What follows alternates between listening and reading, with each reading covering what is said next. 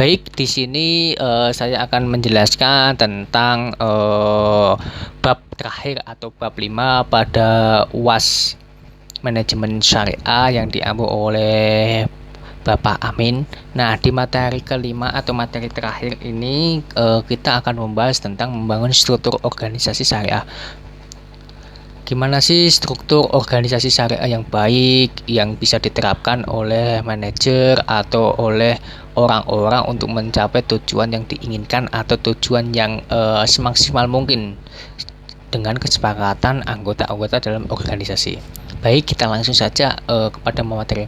Hal yang harus disadari bahwa sebuah organisasi yang baik dengan kepemimpinan yang baik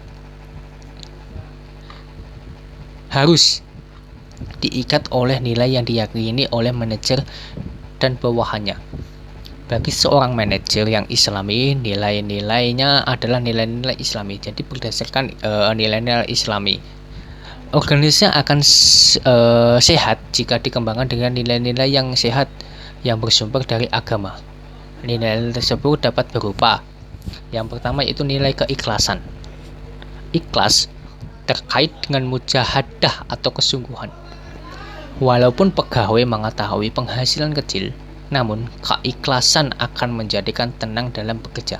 Ikhlas ini sangat penting jika diterapkan dalam diri manusia. Jika diri manusia sudah mendapatkan atau sudah bisa menerapkan sifat keikhlasan ini, maka ketenangan dalam diri kita akan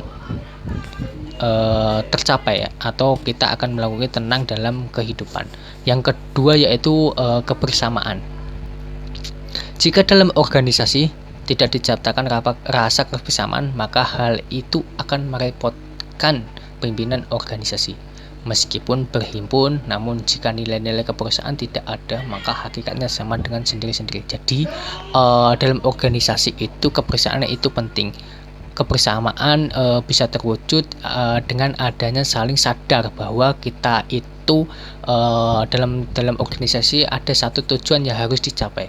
Jadi walaupun kita berbeda latar belakang, kemudian kultural, kemudian golongan-golongan, tetapi dalam suatu organisasi rasa kebersamaan itu harus kita timbulkan.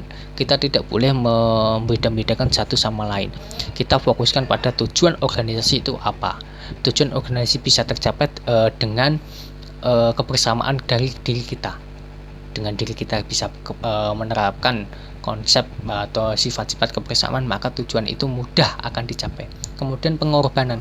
Tidak mungkin sebuah organisasi akan tumbuh dengan baik jika seorang hanya mengandalkan ego masing-masing. Seorang manajer harus berani berkorban untuk sebuah organisasi, bukan justru memanfaatkan organisasi itu dalam arti memanfaatkan kebodohan karyawannya. Jadi pengorbanan dalam organisasi itu sangat penting. Artinya seorang yang sudah masuk dalam organisasi itu harus totalitas dan loyalitas. Tetapi itu tidak untuk kepentingan diri sendiri, tetapi untuk kepentingan daripada tujuan organisasi tersebut. Kita jika bekerja atau melakukan kegiatan dengan totalitas dan loyalitas terhadap organisasi, maka organisasi itu dalam mencapai tujuan akan lebih cepat dan mudah. Yang penting unsur kebersamaan juga itu menyatu dalam diri masing-masing orang dalam suatu organisasi. Nah, kemudian organisasi tanpa nilai-nilai yang sama. Tata nilai ada yang universal. Jika kita bergabung dalam sebuah organisasi multiganda, di sana mungkin ada kebersamaan, ada hal-hal yang pokok, misalnya pada nilai kebersamaan, kejujuran, keadilan, dan nilai untuk saling menasihati. Hal ini merupakan nilai universal. Kemudian tanggung jawab pemimpin dalam organisasi ini sangat berat dalam memimpin sebuah organisasi. Pemimpin merupakan orang yang paling bertanggung jawab dalam sebuah organisasi.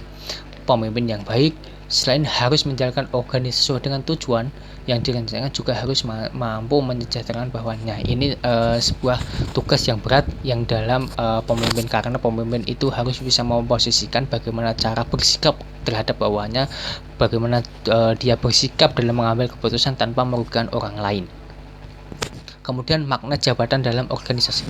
Jabatan yang dimiliki manusia adalah amanah dari Allah yang harus dipertanggungjawabkan di hadapannya kelak.